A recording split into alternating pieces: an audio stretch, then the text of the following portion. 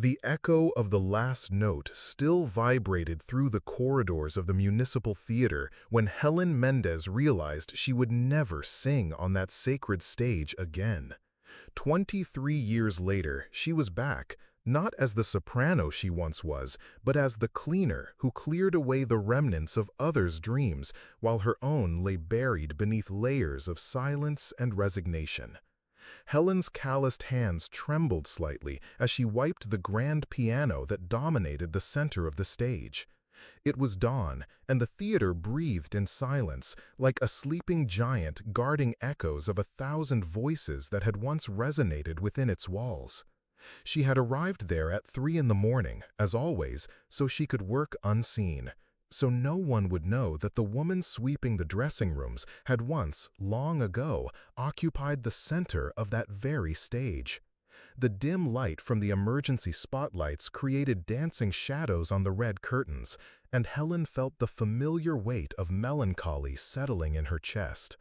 23 years. 23 years since her voice had been silenced, not by illness, not by an accident, but by something far crueler. The indifference of a system that did not forgive mistakes, that offered no second chances. She remembered the night everything changed. March 15, 2001. She was performing Mimi in La Bohème when a poorly cured cold transformed a high note into a discord that echoed through the theater like a gunshot. The audience whispered, the critics noted, and her career shattered like glass on the floor. It didn't matter that she was only 25, that she was considered one of the most promising voices of her generation, that she had already sung on international stages. One mistake, a single false note, and everything fell apart. Helen wiped away a stubborn tear and continued her work. She collected the scores left by the orchestra musicians, organized the chairs, polished the instruments. Each gesture was mechanical, automated by years of repetition, but her eyes couldn't help but linger on the details that were once so familiar. The velvety texture of the curtains, the golden gleam of the ornaments, the peculiar scent of aged wood and dreams realized. "How do you know that?" Sophie asked, genuinely curious. Helen hesitated. It had been years since she had spoken about her past, since she had admitted to anyone who she had been. But there was something about Sophie that touched her deeply, a vulnerability that awakened protective instincts she had thought dormant. "Because I've been where you are," she said finally, "and because I know that giving up is the only thing that truly makes us failures." Sophie studied her with renewed attention. "You used to sing?" "I did," Helen confirmed, her voice almost a whisper. "On this very stage." Sophie's eyes widened. "When? How? Why did you stop?" Helen looked around, making sure no one was nearby. "Come with me," she said, leading Sophie to a small rehearsal room in the theater's basement. It was a rarely used space, with an old, out-of-tune piano and some stacked chairs. Once there, Helen sat before the piano and ran her fingers over the yellowed keys. Her hands, rough from hard work, still remembered the correct position, the exact pressure to coax music from that tired instrument. "I graduated from the Conservatory of Music at 22, she began, her voice echoing softly in the small space. "I was hired by the Municipal Theater at 23. For 2 years I sang the main arias, performed opera's most beloved heroines. I thought the world was at my feet." Sophie sat in one of the chairs, completely absorbed in the story. "Then, on a March night, everything changed. I had a cold, but the show couldn't be canceled. There were important sponsors in the audience, influential critics.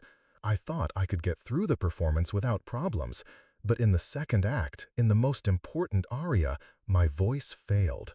One note, just one off-key note, and everything fell apart."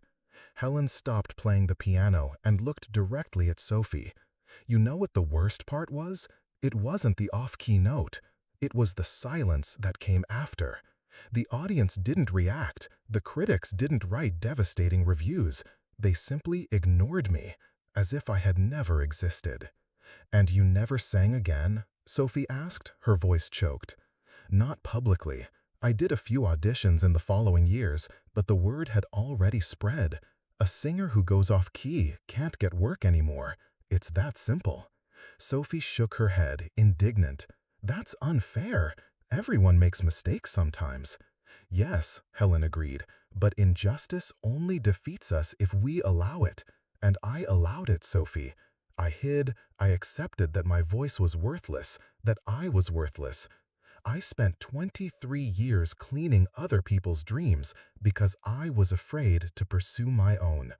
Helen stood up and walked to the small window in the room which overlooked the theater's inner courtyard. But you don't have to make the same mistake. You still have time. You still have fire in your eyes. Don't let them extinguish it. Sophie remained silent for a long moment. Then, slowly, she approached the piano. Could you, could you teach me? Not officially, of course, but maybe we could meet here after hours? I could pay. No, Helen interrupted her. I don't want payment. I just want you not to give up, for you to prove them wrong. And so began a routine that would change both their lives. Every night after the theater closed, Helen and Sophie would meet in the small rehearsal room. Initially, Helen limited herself to giving technical advice, helping Sophie correct small problems with breathing and posture. But as the weeks passed, something magical began to happen. Helen discovered that teaching awakened in her a passion she thought was dead. Every one of Sophie's advancements was like a small personal victory. Every note the young singer hit was like a balm for the wounds Helen had carried for so long. And Sophie, in turn, began to flourish under Helen's careful tutelage, her voice gaining nuances and depth she didn't even know she possessed. During one of these nightly sessions, Sophie asked a question that caught Helen off guard. "Helen, do you still sing? When you're alone, I mean." Helen hesitated. The truth was, yes, she did sing. In the shower, while walking home, lying in bed before sleeping. Her voice had never truly been silenced, it had only hidden itself. Sometimes, she admitted. "Could you sing for me? Just once." Helen felt her heart race. It had been decades since she had sung for another person. The idea terrified and thrilled her. I don't know if I can," she murmured. "Please," Sophie insisted, her eyes shining with a mixture of curiosity and reverence. "I need to hear the voice that once graced this stage." Helen closed her eyes, trying to control the anxiety rising in her chest. Slowly, she positioned herself beside the piano, her hands trembling slightly. She began with O mio babbino caro by Puccini, one of the most beloved arias in the operatic repertoire.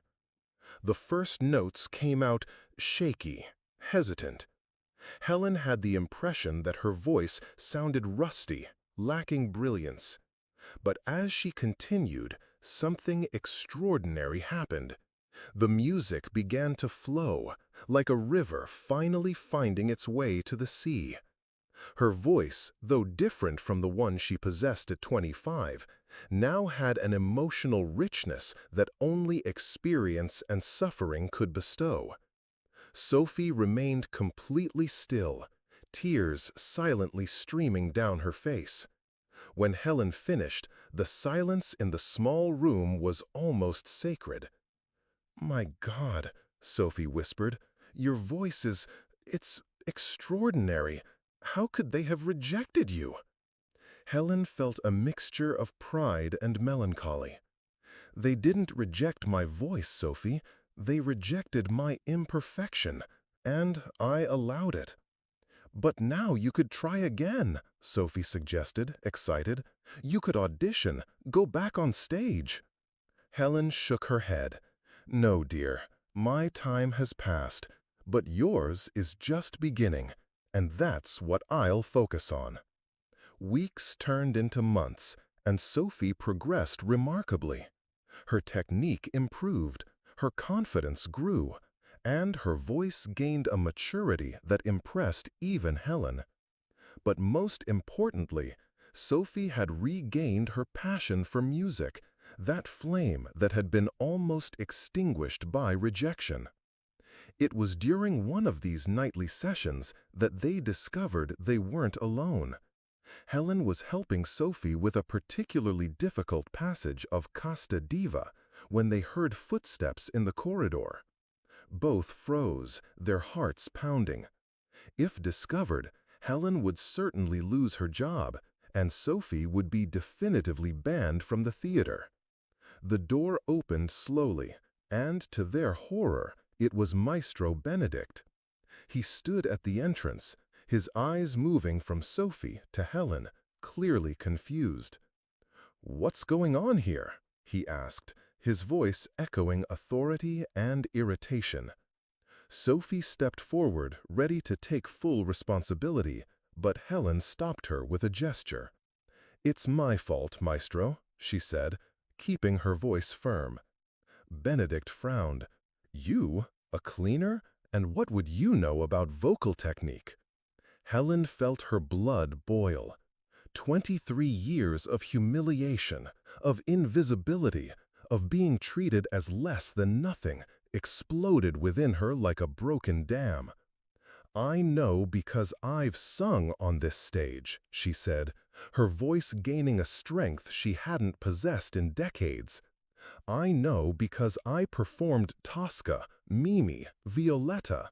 I know because I was Helen Mendez, and you yourself conducted me in La Traviata in 1999. The silence that followed was deafening. Benedict studied her with renewed attention, his eyes trying to find the singer he had known in the woman standing before him. "Helen Mendez," he murmured, finally recognizing her. "You disappeared."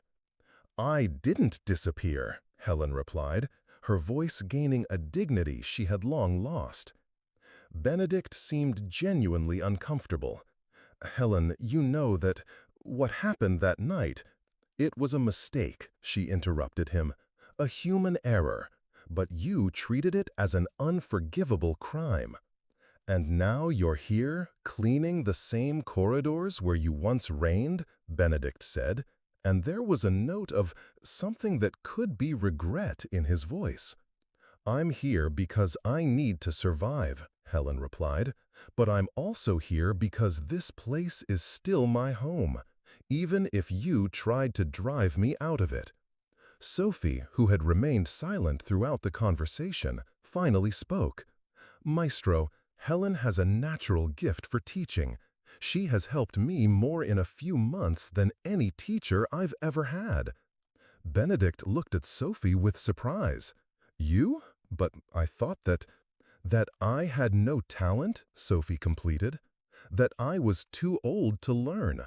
But Helen showed me that I was just singing with fear, not with my heart." "Show me," Benedict said, suddenly, his voice filled with professional curiosity. Sophie looked at Helen, who nodded encouragingly. The young singer positioned herself beside the piano, took a deep breath, and began to sing Vici d'arte from Tosca. Her voice filled the small room with an emotional richness that surprised even Helen. Months of working together had transformed Sophie from a technically competent singer into a true artist. When she finished, Benedict remained silent for a long moment. Then, slowly, he began to applaud. "Extraordinary," he murmured. "Is this the same person I dismissed 3 months ago?" "It's the same person," Helen replied. "She just needed someone who believed in her." Benedict turned to Helen, and for the first time in decades, she saw something that could be respect in his eyes. "Helen, I'd like to talk to you. About Sophie, about other things." "There's nothing to talk about," replied Helen. "Sophie deserves a chance. That's all that matters." "And you?" Benedict asked. "Don't you deserve a chance too?" Helen felt her heart race, but she maintained her composure. "My time has passed, Maestro, but if you give Sophie an opportunity, I'll be satisfied." It was then that something no one expected happened. Sophie, who had remained silent throughout the conversation, suddenly said, "I don't accept." Everyone turned to her, surprised. "I don't accept an opportunity that doesn't include Helen," she continued, her voice gaining strength. "She taught me that music isn't about competition, it's about truth. And the truth is that Helen Mendez is one of the greatest singers who ever graced this stage, and you wasted her because of a human error." Benedict seemed genuinely disconcerted. "Sophie, you're being emotional. Helen hasn't sung in over 20 years. "Then let her show that she still can," Sophie challenged. "Let her sing." Helen felt the world spin around her. The idea of singing again, publicly, terrified her. But at the same time, there was something about Sophie, her loyalty, her courage, her refusal to accept a victory that wasn't shared, that touched her deeply. "I can't," murmured. I don't, I don't have what it takes anymore." "You do," Sophie insisted. "I heard you sing. Your voice is richer, deeper than it ever was. The pain you carried all these years didn't destroy it, Helen. It transformed it." And it was at that moment that Helen understood a truth she had spent decades trying to deny. She had never stopped being a singer. She had only stopped believing in herself. If you've made it this far in this story, if you feel that sometimes we all need someone to believe in our dreams when we no longer believe in ourselves, then you understand the transformative power of hope. This is a story about new beginnings, about second chances, about the courage to rise after a fall. If stories like this touch your heart, if you believe that everyone deserves a new opportunity to shine, then subscribe to the channel and hit the notification bell. Let's spread stories that inspire, that remind us that it's never too late to rediscover who we truly are. Helen looked at Sophie, then at Benedict, and finally at her own hands. Hands that had cleaned thousands of surfaces, that had collected the remnants of others' dreams, that had become calloused and rough. But they still knew how to position themselves on a piano, how to gesture with the elegance of a true artist. "One song," she said finally, her voice almost a whisper. "Just one." Benedict nodded, and Helen positioned herself beside the piano. Her hands trembled slightly as she began to play the first notes of Nessun Dorma, the famous Puccini aria that had been her calling card in her golden days. The first notes came out hesitant, but soon the music began to flow like a river finally finding its way to the sea. Helen's voice, though different from the one she possessed at 25, now had an emotional depth that only experience and suffering could confer. Each note carried the weight of 23 years of silence, of humiliation, of dreams kept in dusty drawers. But there was something else in her voice. There was hope. There was the discovery that time had not destroyed her talent, only refined it, like a diamond that needed to be cut by pain to reveal its full brilliance. When she reached the climax of the aria, her voice soared with a power that surprised even herself. The small space of the rehearsal room could not contain the magnitude of the sound emanating from her, and Helen felt, for the first time in over 2 decades, that she was exactly where she was meant to be. When the last note faded, the silence that followed was almost religious. Sophie was openly weeping, and even Benedict seemed emotional. "My God," he murmured, "your voice, it's even richer than before." Helen felt tears streaming down her face, but they were not tears of sadness. They were tears of liberation, of rediscovery, of a rebirth that had taken 23 years to happen. "Helen," Benedict continued, his voice filled with a sincerity she hadn't heard in decades. "I made a mistake. We made a mistake. You should have been embraced, not rejected. You should have been supported, not abandoned." Helen nodded, unable to speak. Part of her wanted to scream, wanted to unleash all the pain she had carried for so long. But another part, the part that had learned to forgive through suffering, only felt gratitude for finally being heard. "I would like to offer something," Benedict continued. "I cannot undo the past, but I can try to repair the present. I would like you to return to the theater, not as a cleaner, but as a vocal coach. We have several young singers who could benefit from your experience." Helen looked at Sophie, who was smiling through her tears. "And Sophie?" "Sophie will have her chance," Benedict promised. "She will participate in the next season. You were right, she has extraordinary talent." Helen felt her heart race. The idea of returning to the theater officially, of working with young singers, of being able to share all she had learned, was almost unbelievable. "I accept," she said, her voice firm. "But on one condition." "What is it?" "I want a program to be created for singers who are over 30 years old. I want the theater to be a place where mature talents can also flourish." Benedict smiled. "Consider it done." 3 months later, Helen stood on the stage of the Municipal Theater, but this time not a solitary singer, but as the conductor of a choir composed of 20 singers between the ages of 30 and 50. All were people who had been rejected by the system, who had been considered too old or not talented enough. Sophie was among them, radiant in her red dress, preparing for her official debut as a soloist. Beside her, other singers Helen had discovered in recent months. A 40-year-old accountant who sang opera on weekends. A 35-year-old nurse with an extraordinary contralto voice. A retired teacher who had dreamed his whole life of singing professionally. In the first rows of the audience, Helen saw familiar faces. Colleagues from the cleaning staff who had become her first students. Neighbors who had discovered her past and came to support her. And even Mrs. Carmen, who had exchanged her uniform for an elegant dress for the occasion. When the lights dimmed and silence settled in the theater, Helen felt a peace she hadn't experienced in decades.